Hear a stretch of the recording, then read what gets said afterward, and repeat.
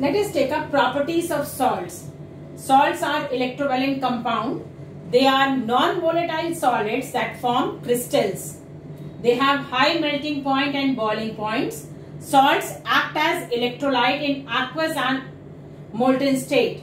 Most of the salts are soluble in water, but there are some salts which are sparingly as well as insoluble also. The degree of solubility varies with temperature. Salts formed from strong acid and strong base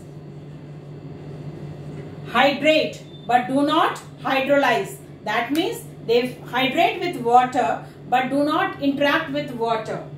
But there are some salts which hydrolyzes.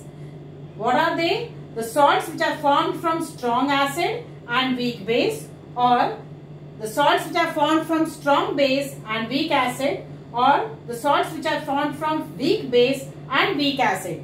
These salts hydrolyze. That means they interact with water.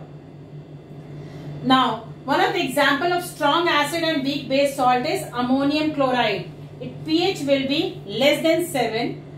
Strong base and weak acid, the example of the salt is sodium acetate. The pH will be more than 7. An example of salt formed from weak base and weak acid is ammonium acetate.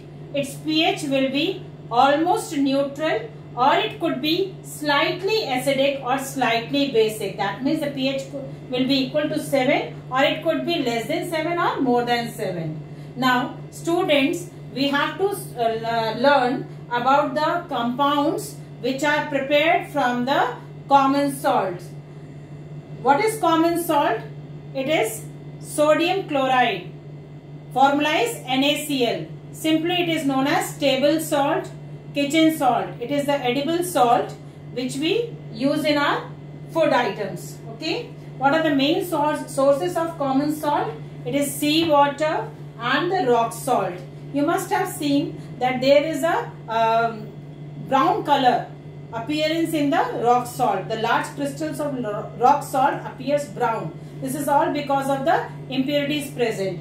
Even the salt obtained from sea water contains impurities like calcium chloride, magnesium chloride, calcium sulfate, etc., which sometimes makes the salt deliquescent.